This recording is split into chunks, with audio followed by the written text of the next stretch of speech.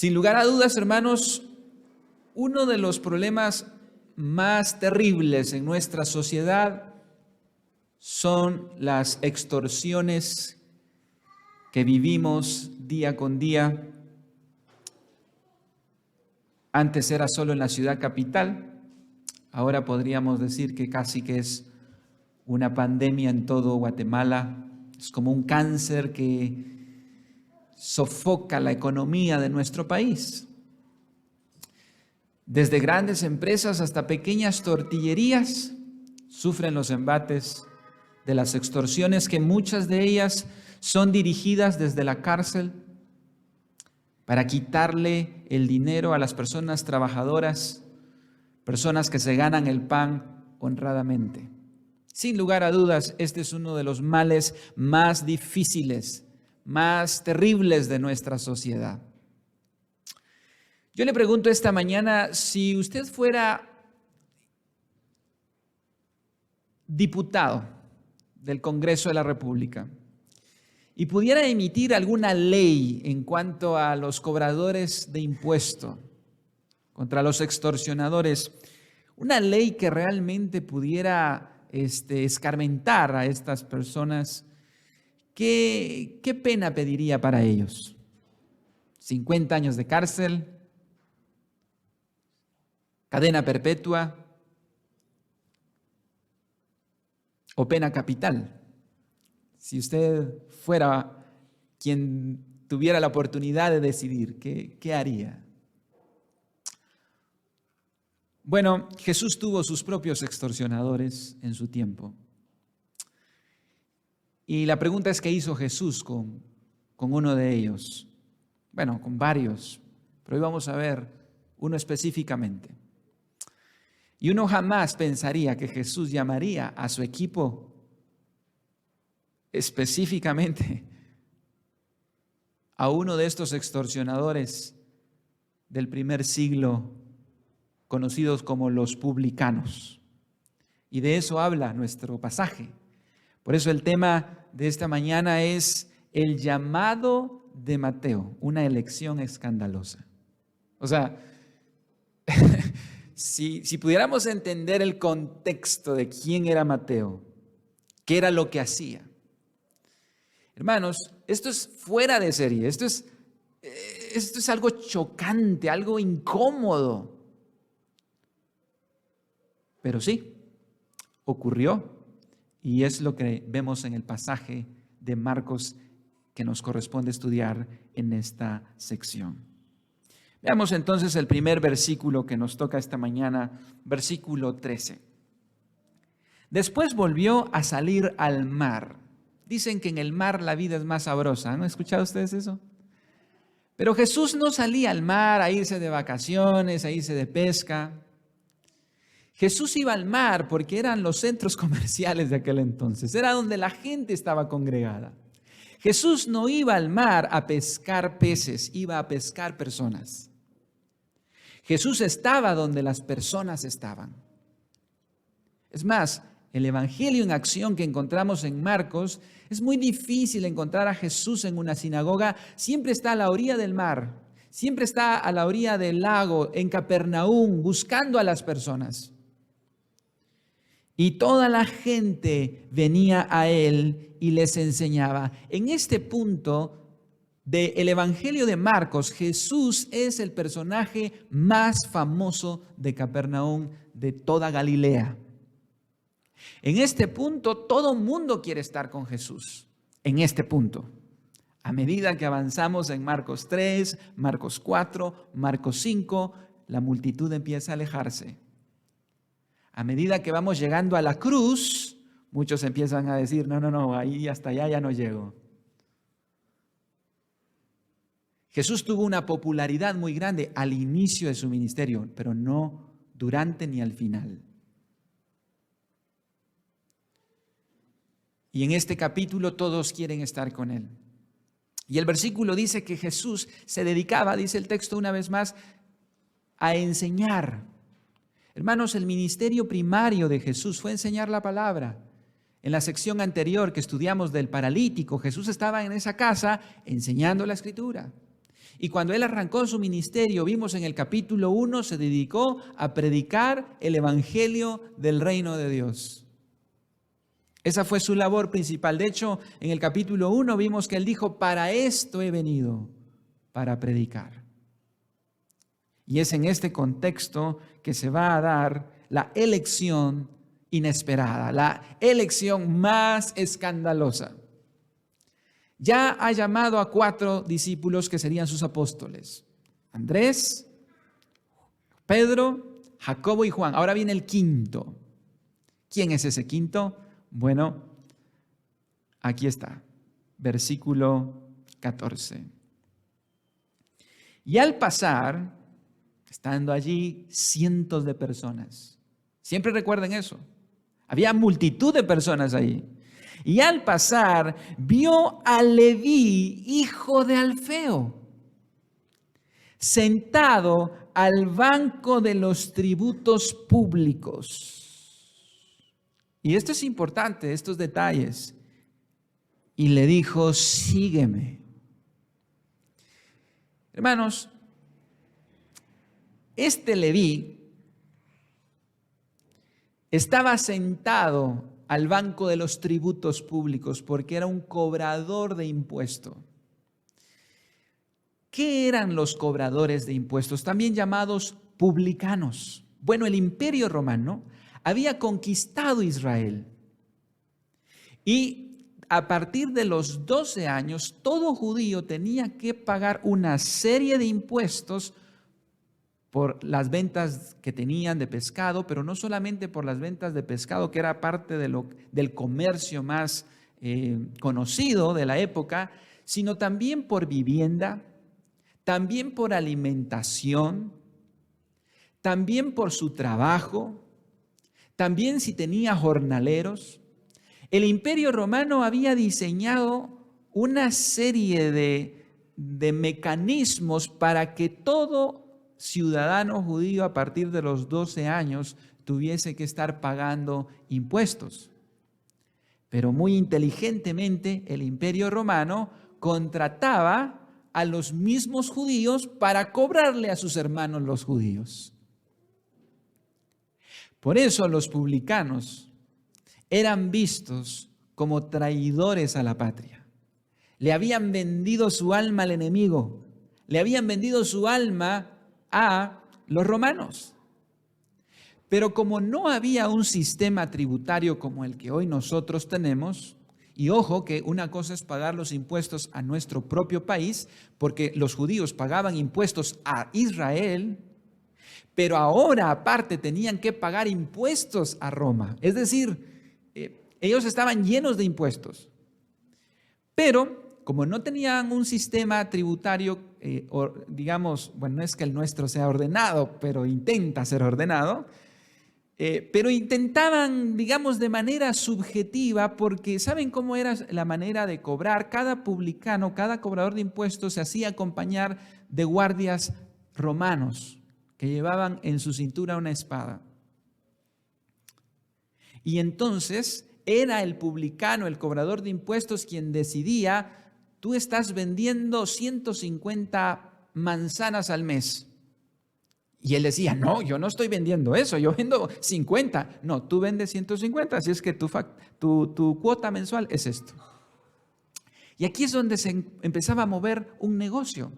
Porque decía, yo no tengo para pagar impuestos tan elevados, yo no estoy vendiendo eso. Entonces el publicano le decía, no te preocupes, yo te presto.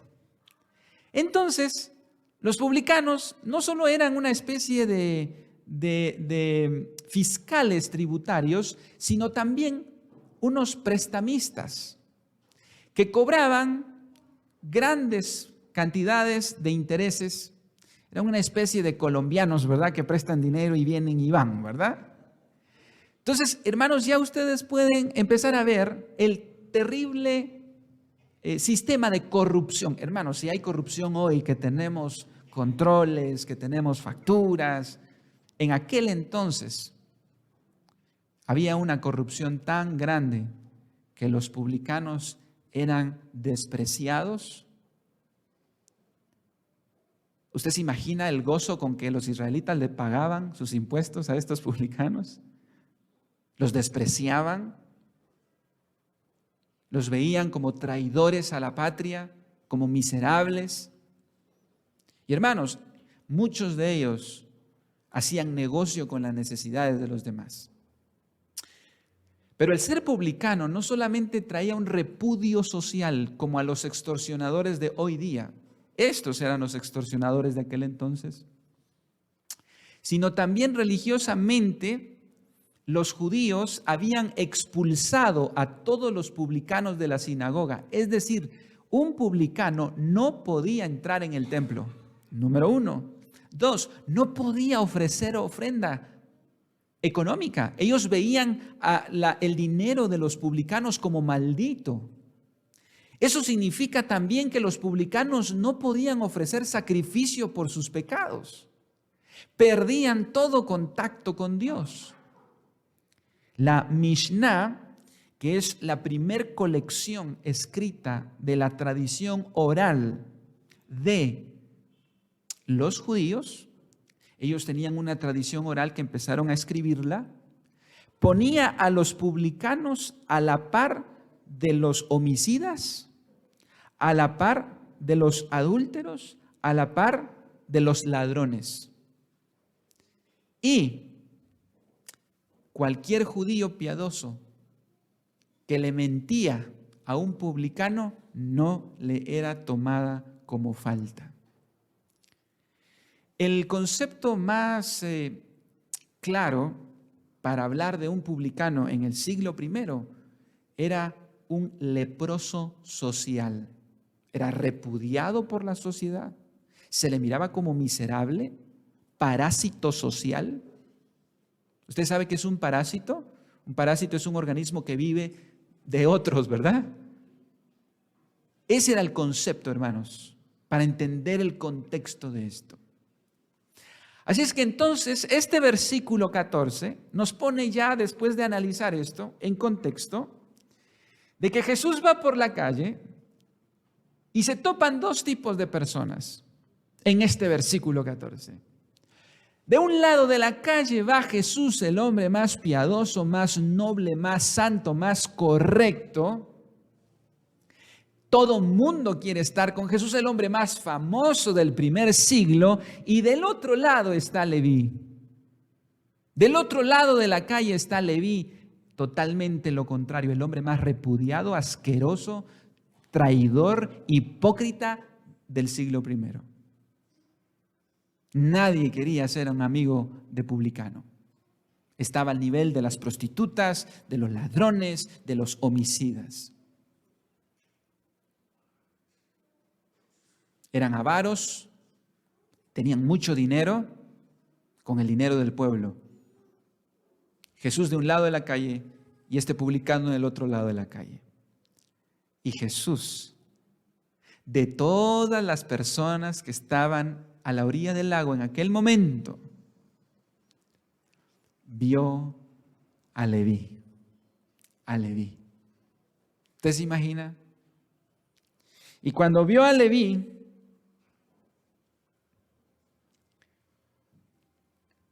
le dijo, sígueme. Todo mundo en ese momento, bueno, empecemos a imaginar la cara de Mateo. Si ni siquiera él podía entrar al templo, ni siquiera podía dar una ofrenda, y cuando Jesús le dice, lo ve a los ojos y le dice, Leví, sígueme, yo me imagino a Leví pensando como, ¿a quién le está hablando, verdad? Porque no creo que sea a mí.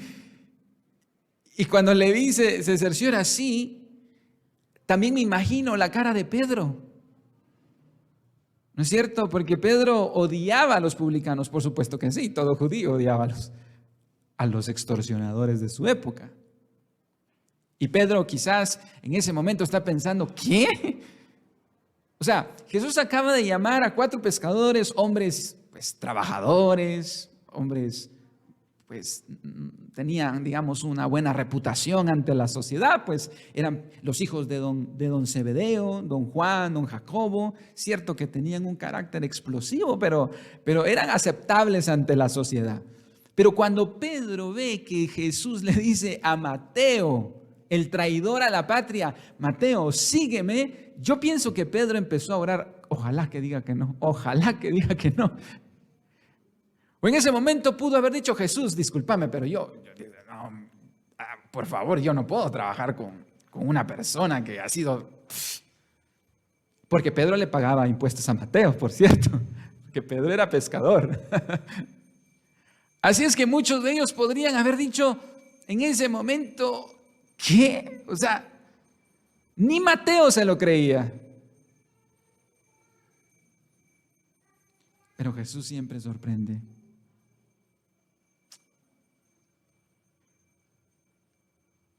Hay un par de detalles más para agregar acerca de Mateo. Si Mateo abandonaba su trabajo, nunca más iba a poder trabajar como publicano. Los romanos eran muy duros. Y número 2, ¿dónde encontraría Mateo trabajo? Ningún judío lo iba a contratar. Él era un leproso social, un rechazado. La pregunta es, ¿qué posibilidades hay de que un hombre como Mateo diga, sí, te sigo? Las probabilidades son casi nulas. Tiene dinero, sabe que si deja eso puede perder todo. Pero la respuesta increíble de Mateo, versículo 14, y al pasar, vio a Leví, hijo de Alfeo, sentado al banco de los tributos públicos, es decir, ocupaba un rango importante. Y le dijo, sígueme. Y la respuesta de Mateo, hermanos, y levantándose, le siguió. Si el llamado es escandaloso, la respuesta es, ¿qué probabilidades habían de que Mateo dejara ese lucro, ese dinero, ese trabajo? ¿Usted se imagina cómo Mateo llegó esa noche a su casa a decirle a su esposa, fíjate que ya no estoy trabajando? Esposos que están aquí, ¿podrían decirle eso a su esposa? El día de mañana, lunes, llegan, ay, fíjate que ya no voy a trabajar. Así le diría a su esposa, y eso, ¿verdad? No, pues voy a seguir a un maestro ahí judío. ¿Qué cree que le diría a su esposa? Chulada, ¿verdad? Hermanos, ellos estaban acostumbrados a un nivel económico, habían cosas que pagar, una calidad de vida. Lo sorprendente, hermanos, es que sin qué ni para qué este hombre que tiene una posición económica muy buena, porque porque la gente, a pesar del repudio social, se volvía publicano, porque era un estatus económico que iba a cambiar de la noche a la mañana. Él se levantó y dejó atrás. ¿Saben por qué, hermanos? Porque Jesús le dijo, sígueme. Cuando Jesús habla, los muertos se resucitan, los leprosos son sanados. Ese que le está diciendo, sígueme, es el que dijo, sea la luz, y fue la luz. Ese que le dijo a Mateo, sígueme, es el que dijo, hayan lumbreras, y apareció el sol para alumbrar de día y la luna de noche.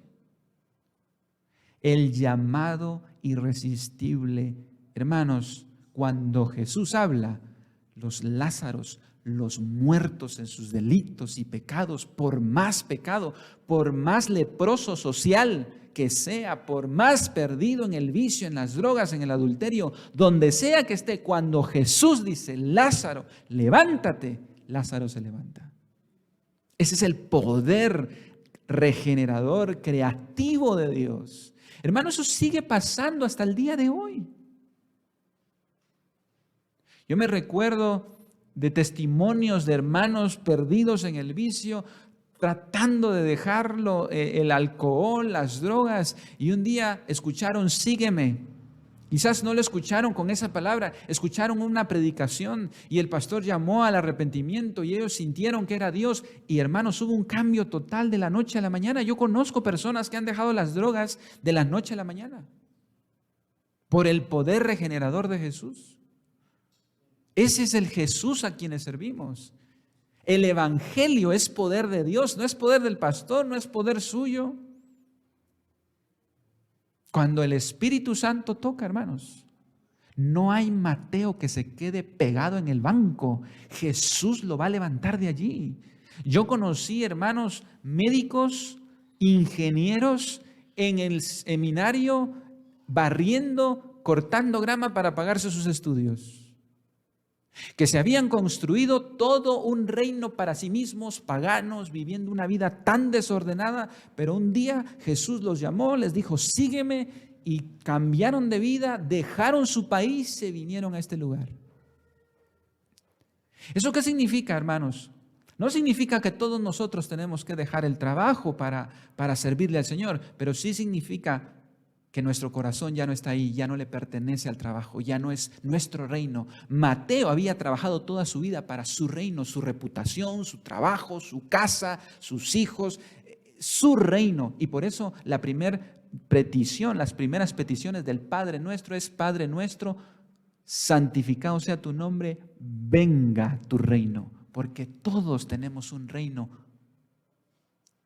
Todos estamos viviendo para nosotros, para nuestros proyectos personales, para nuestra vida, hasta que Jesús llega y nos dice: deja de trabajar para ese reino, sígueme, trabaja para mi reino. Hermanos, el llamado de Mateo no es diferente al llamado suyo. A todos Él nos está diciendo: sígueme. Lucas dice que cualquiera que no renuncia a todo lo que tiene. Es decir, nuestros trabajos, hermanos, deben ser vistos como un medio para trabajar para su reino, para hacer tesoros en el cielo y no en la tierra.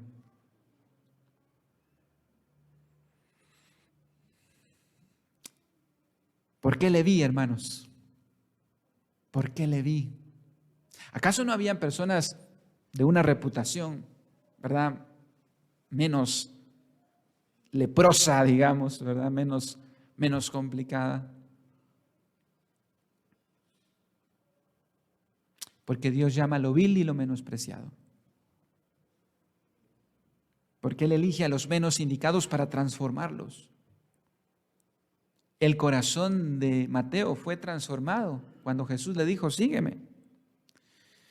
Como ha sido el corazón de Pablo, recuerdan ustedes, Pablo andaba perdido en judaísmo, Pablo vivía para sí mismo, se había construido un reino para sí mismo. Hermanos, hay dos tipos de leprosos: están los leprosos sociales y están los leprosos religiosos. Ambos son igualmente pecadores, y eso vamos a aprender en este pasaje. Saulo de Tarso, era un leproso religioso. Pero cuantas cosas eran para mí ganancia, dice Pablo, las he estimado como pérdida por amor de Cristo. Y ciertamente aún estimo todas las cosas como pérdida por la excelencia del conocimiento de Cristo Jesús, mi Señor, por amor del cual lo he perdido todo y lo tengo por basura para ganar a Cristo. Ninguno que ha tenido un encuentro con Jesús queda igual. Queda igual. Pero la historia se sigue poniendo interesante. Todos están con la boca abierta. ¿Cómo es posible que Jesús esté llamando a Mateo? ¿Y cómo es posible que este deje su trabajo, se levante y en las mismas deje tirado todo y siga a Jesús? Ahora veamos los frutos de la conversión de Mateo. Versículo 15. ¿Cuáles fueron los frutos de la conversión de Mateo? Aconteció que estando Jesús a la mesa en casa de él, muchos publicanos y pecadores estaban también a la mesa juntamente con Jesús y sus discípulos, porque había muchos que le habían seguido. Noten, hermanos, lo que hace Mateo. Si lo primero es escandaloso, esto es todavía peor. Mateo quiere festejar a Jesús y hace un banquete en su casa. Lo invita a su mesa. Quiere que todo mundo se entere que ahora él es seguidor de Jesús. Hermano, cuando usted lee la Biblia, la samaritana Pablo, los leprosos, todo aquel que había tenido un encuentro con Jesús quería que todo mundo se enterara, que todos sus amigos se enteraran. Yo le pregunto, hermano, ¿esa ha sido su experiencia? Mateo lo que hace es: yo quiero celebrar a Jesús. A ver, Jesús, vente a mi casa, yo voy a invitar a todos mis amigos. Ahora Mateo quería invitar a sus amigos. Pero ¿sabe qué es lo más escandaloso? Es que Jesús haya aceptado. Una cosa es que lo llame, pero ahora Jesús va a la casa de Mateo. Pero no solo va a la casa de Mateo a dejarle un tratado evangelístico, sino va a comer con Mateo. Eso, hermanos, explotó la mente de los fariseos.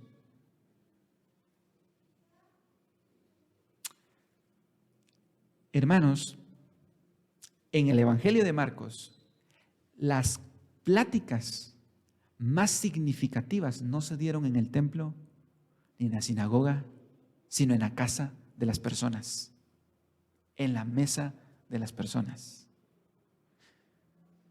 Las conversaciones más profundas de Jesús con las personas se dieron en su casa. Y Jesús fue tan accesible, hermanos, tan accesible.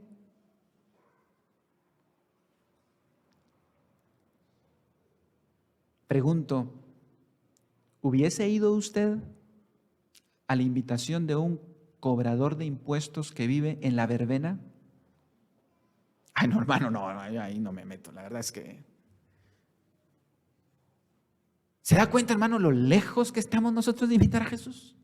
No, Dios guarde, ¿quién me iba a meter yo ahí, verdad? No crea que la Quinta Samayoa es... Hermanos, es que si pudiéramos meternos en el contexto, ¿eso es una locura? Yo me recuerdo una vez que fuimos a la línea con los hermanos de la iglesia. Nos unimos varias iglesias para ir a la línea, ese gran centro de prostitución que está en la zona 1. Fuimos a orar por estas mujeres. Fuimos, me recuerdo, para mí fue algo impactante. Hermanos, hay tanta necesidad. Ninguna mujer de la línea nos cerró la puerta. Ninguna del grupo donde yo iba, hermanos, me cerró la puerta. Ninguna. Súper agradecidas que pastores y hermanos de una iglesia llegaran a la puerta para orar por ellas. ¿Sabe dónde me han rechazado? En la universidad. Ahí sí me han rechazado.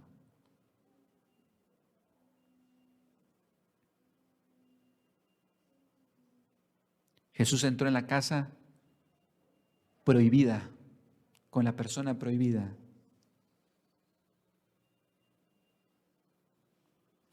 Dice el texto, hermanos, que muchos, dice que había pecadores, publicanos, porque habían muchos que le habían seguido. ¿Sabe quién es el fruto de eso? El fruto de Mateo. Por el testimonio de Mateo. Y hermanos, de verdad, vale la pena. ¿A cuántos nosotros hemos traído al Señor? Porque eso es una evidencia de que hemos nacido de nuevo. ¿Quiénes hemos traído nosotros al Señor? Mateo, desde su conversión, él dijo: yo quiero que todos mis amigos vengan. Jesús, venite, quiero que te celebremos. Y es en el verso 16 donde, hermanos, salen a relucir los fariseos y los escribas. Curioso, ¿verdad, hermanos? Porque la Biblia dice que hay fiesta en el cielo cuando un pecador se arrepiente. En la tierra hay envidia cuando un pecador se arrepiente. Hay resentimiento cuando un pecador se arrepiente. Versículo 16. Y los escribas y los fariseos, viéndole comer con los publicanos y con los pecadores, dijeron a sus discípulos: ¿what? Así como, uy, cale, ¿verdad? ¿Qué hace Jesús con esa chusma, verdad? sea, no, Jesús tiene que estar con nosotros. Pero Jesús, ¿qué está haciendo ahí con los pecadores? Hermanos, ¿con quién más podía juntarse Jesús? Se sentara con los fariseos, se sentara con Pilato, se sentara con Pedro, se sentara con María, se sentara con quien se sentara. Jesús se sentaba con pecadores. Los fariseos tenían un concepto demasiado alto de sí mismos. Noten un patrón y un contraste. Jesús atraía pecadores, pero repelía a los bien portados, a los moralistas. Repito, Jesús, ¿qué tenía Jesús? Que él atraía a los pecadores, atraía a los cobradores de impuestos, a las prostitutas, a los ladrones, a los rechazados, a los leprosos sociales, pero repelía a los moralistas, a los bien portados, a los que tenían una vida intachable. Y la iglesia hoy, al revés. La iglesia de hoy ahuyenta a los pecadores y atrae a los moralistas, a los fariseos. ¿Qué nos pasó? ¿Qué nos pasó? Hay una estadística que dice que el cristiano promedio, después de 5 años de convertido, ya no tiene más amigos inconversos. Jesús atraía a los pecadores. ¿Quiénes eran los fariseos? ¿Sabía usted que los fariseos significa separatista? Los fariseos querían estar lejos de los pecadores, lejos de lo contaminado, lejos de lo impuro. Ellos querían estar solo con lo santo, con lo justo. Pero hermano, ¿sabe qué es lo que más preocupa de esto? Que los que tenían buena doctrina eran los fariseos. Si hablamos doctrinalmente, los fariseos estaban muy arriba de los saduceos, quienes no creían en la resurrección, por ejemplo. Los fariseos tenían buena doctrina. ¿Quiénes eran los escribas? Eran los teólogos, eruditos del momento, pero hermanos, fueron los más duros para Jesús. Debemos tener cuidado, hermanos, porque entre más estos fariseos conocían de Biblia, más duros fueron para Jesús. ¿Por qué? Bueno, no es lo mismo conocer doctrina que conocer al Dios de la doctrina. No es lo mismo conocer de Biblia que conocer al Dios de la Biblia. Ellos conocían la Biblia, pero no conocían al Dios de la Biblia. Por eso eran legalistas. Un fariseo jamás de los jamases entrarían en la casa de un publicano. Ahora, noten, hermanos, la actitud de Jesús en esta pregunta del verso 16. ¿Qué es esto que Él come y bebe con los publicanos y pecadores? Aquí en esta pregunta hay una actitud que no debemos perder por alto. Usted sabe,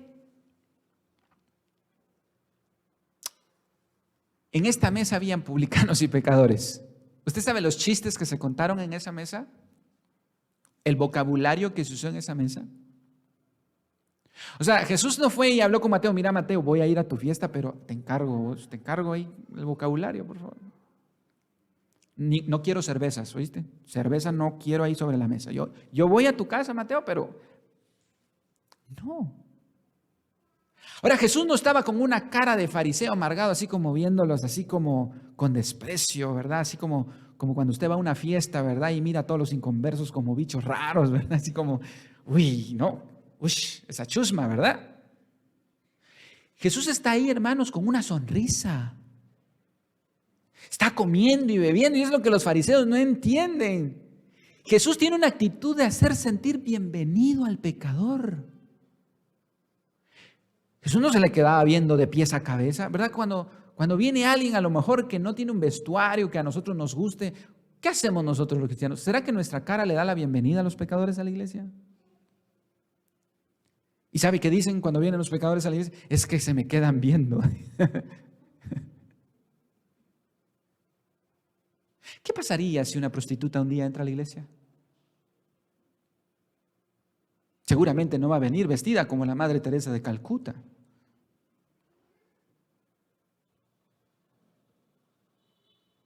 Pero ¿no es cierto que somos fariseos con nuestra mirada para juzgar, para criticar? Ni siquiera a un pagano, a nuestros propios hermanos. A nuestros propios hermanos. Cuando ha pasado un tiempo sin venir, ¡qué milagro!, ¿verdad? Al fin se acordó que había iglesia, ¿verdad? A lo mejor el hermano estuvo grave, por eso no había venido. Pero lo primero que hacemos es juzgar. Eso es lo que nos falta, hermanos, como iglesia. Dar la bienvenida. Que el pecador no se sienta intimidado por nuestra santidad.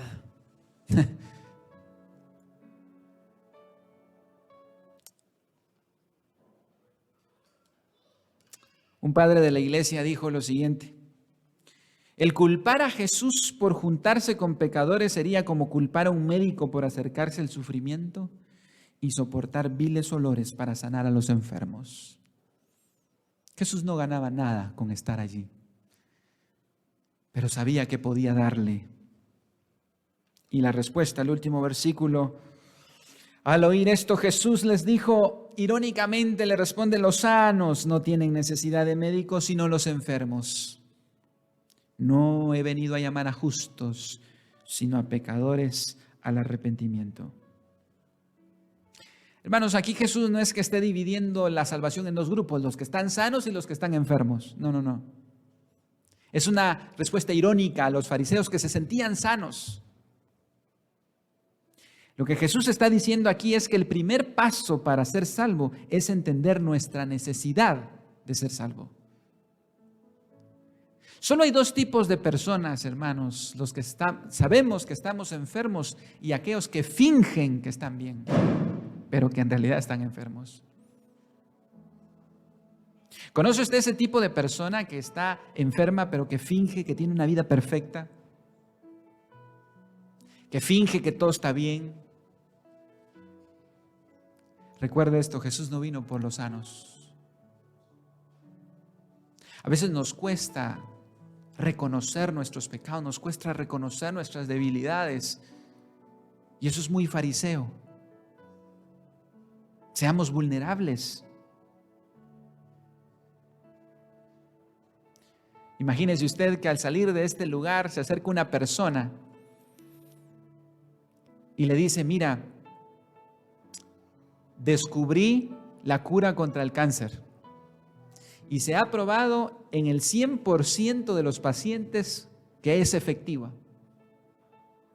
Vale miles de dólares, pero te lo quiero dar gratuitamente a ti, con la única condición que empieces a tomarte el tratamiento. Usted le respondería: muchas gracias. Gracias, pero tal vez otro día. ¿Por qué? Porque usted no tiene cáncer. Pero si usted acaba de salir de la clínica de un médico y ese médico le ha dicho: lo cito para el lunes porque me preocupa, tengo una mala noticia, sus resultados dicen algo que tengo que decírselo personalmente. Y usted llega a la clínica de este doctor y le dice: lamento decirle, usted tiene cáncer. Y usted se topa a esta misma persona que tiene la cura contra el cáncer, usted va a ver con otros ojos, ¿no es cierto? Y usted va a decir: yo necesito. Hermanos, la Biblia dice que todos nosotros tenemos el cáncer del pecado corriendo 24 horas en nuestra sangre. Necesitamos al médico por excelencia. La pregunta ¿es usted de los que fingen estar sanos o de los que aceptan que están enfermos? Hermanos, Jesús vino a sanar y a salvar a fariseos y a publicanos, pecadores por igual. Jesús fue intencional en acercarse a los pecadores. Y hermanos, Jesús tampoco se libró de tener un apodo. Nosotros ponemos apodos. ¿Sabe usted cuál era el apodo de Jesús? Mateo 11:19. Vino el Hijo del Hombre que come y bebe y dicen, he aquí un hombre comilón. Ese era uno de los apodos de Jesús. Siempre comía con la gente, porque ahí en las comidas es cuando las pláticas más significativas salen a luz. Pero vea el apodo que le pusieron: bebedor de vino, amigo de publicanos y pecadores. ¿Somos nosotros como Iglesia Castillo Fuerte amigos de publicanos y pecadores? ¿Es usted? Hermano, le voy a dejar un reto hoy. Piense ahorita, ¿a quién usted puede invitar a comer esta semana? Si usted no encuentra ni un pecador en su mente, hermano, usted está grave, hermano. O sea, si usted, al pastor voy a invitar a comer, ¿verdad? Piense, hermano, a quién yo ya pensé. Yo ayer me fui a cortar el cabello, el poco que me queda. No, créame que esta enfermedad afecta a todo, hermano, afecta a todo. Y el barbero platicaba con su amigo acerca de qué fregado es estar casado. Si miramos, mi mujer se enoja cuando le llevo, se enoja si no le llevo. Sí, vos que no sé. Iba a platicar, me cortó el cabello, y pues yo escuchando, y de repente yo decía, ojalá pudiera hablar del evangelio en este contexto. Yo pensé que la persona estaba cortándose el pelo antes, él llegó y luego yo estaba allí y empezaron a hablar. Y me dice, me tira la chibolita y me dice, ¿usted es casado? Me dijo. Yo le digo, no. Dichoso mano, me dice. Dichoso mano, me dice. Y entonces yo le digo, no, dichosos ustedes. Dichosos ustedes. La Biblia dice que ustedes son dichosos, porque los hijos son una bendición. No, de verdad, son dichosos ustedes. Y entonces terminó la plática, me escucharon, pude hablarles un poco del evangelio. Y mi intención es comprarles un libro acerca del matrimonio y llevárselo para él y para su amigo. Esa es mi meta. Hermanos, necesitamos ser intencionales. ¿Ya pensó usted quién? Joven, que no sea una señorita que está necesitada del evangelio. Yo sé que ya pensó usted. No, por favor, que sea algo en serio, por favor. No. O sea, yo sé que uno piensa, hay una señorita ahí que necesita del amor de Dios y yo se lo voy a ir a dar. Pero no, nosotros estamos hablando de otro contexto.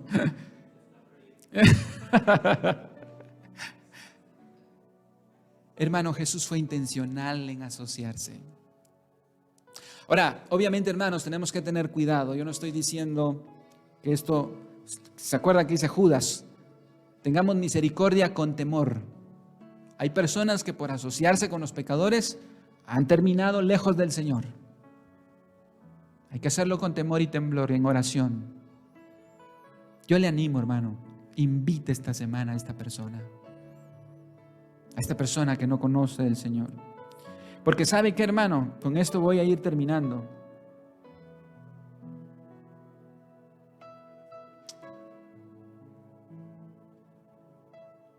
La versión de Mateo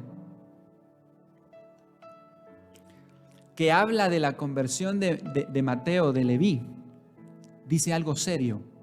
Habla de que Jesús eligió a Leví, Leví le siguió, los publicanos criticaron y luego dice este versículo, hermanos, serio. Id pues y aprended lo que significa. ¿Qué? La conversión de Mateo. Misericordia quiero y no sacrificio. No he venido a llamar a justos, sino a pecadores al arrepentimiento. Hermano, Él no quiere sacrificio. Él no quiere que usted esté en las vigilias, en los ayunos, en los cultos, en el ministerio y usted no tiene misericordia. No, eso no es lo que quiere el Señor. Dios dice, yo quiero misericordia. ¿Sabe por qué nosotros no vamos con los inconversos? Porque no tenemos misericordia. Como yo ya soy salvo, como yo ya soy salvo, como yo estoy bien. Pero ¿sabe por qué Jesús vio a Leví? Porque él tuvo misericordia. Y hermanos, si no tenemos misericordia, no hemos entendido el Evangelio. Porque usted y yo un día éramos Leví. De nada serviría sacrificio tras sacrificio tras sacrificio si olvidamos. Hay una parábola única en los evangelios, que solo aparece en los evangelios, un evangelio. Mateo, el leproso social, el parásito social, el rechazado por la sociedad, terminó siendo autor del evangelio de Mateo. Leví y Mateo es el mismo personaje, tiene dos nombres. Cuando usted abre su Biblia en el Nuevo Testamento, el primer evangelio que se va a topar es el de Mateo. ¿Y sabe cómo se llama Mateo a sí mismo? Se llama Mateo, el cobrador de impuestos. Los otros con respeto le dicen Leví. Él se llama a sí mismo en el evangelio de Mateo, Mateo, el cobrador de impuestos. Fue el quinto apóstol de Jesucristo, autor de la Biblia. El evangelio es poder de Dios, hermanos, para cambiar al hombre más vil pecador. Créalo, hermano. ¿Sabe por qué no invitamos a inconversos? Porque no creemos. Pero el evangelio es poder de Dios. Y hay una parábola que solo cuenta Mateo. Y yo creo que Mateo la cuenta porque es él. Esta parábola solo aparece en su evangelio. Además, el reino de los cielos es semejante a un tesoro escondido en un campo, el cual un hombre halla, dice Mateo, y lo esconde de nuevo, y gozoso por ello va y vende todo lo que tiene y compra aquel campo. Ese es Mateo, que halló un tesoro más grande en Jesús y vendió todo lo demás. Pregunto, hermano, ¿eso es Jesús para usted? Hoy cantábamos, yo te busco más que a mi ser. ¿Será eso cierto, hermano? ¿Será que Jesús es el tesoro más grande? Entonces compártalo esta semana. Pongámonos de pie.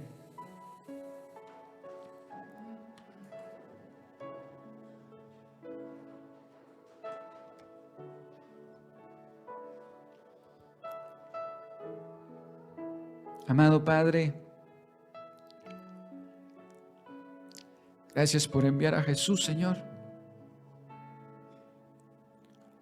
a comer con pecadores como nosotros.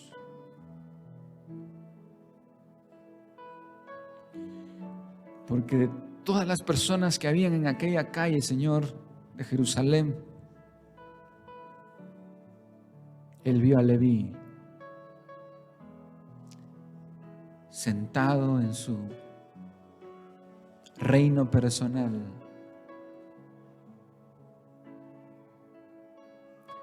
Y lo elegiste. Gracias, Señor, porque tú vistes a cada uno de los que está esta mañana aquí. Y no te importaron nuestras llagas, no te importaron nuestros quebrantos, nuestro negro y oscuro pasado.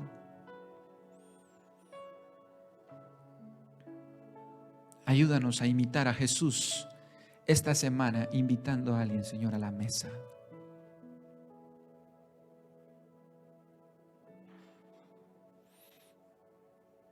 Perdónanos, Señor, cuando no tenemos misericordia. Nos gustan los sacrificios, pero no la misericordia.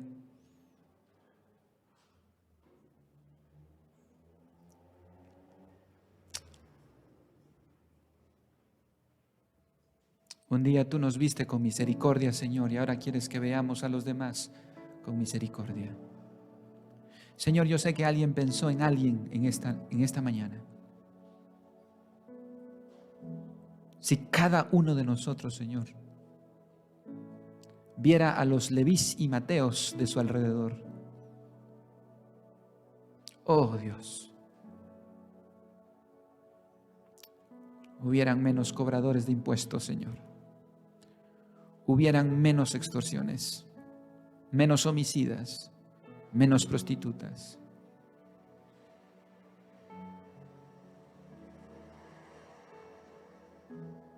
Oh Dios, ten misericordia de mí. Ten misericordia de tu iglesia.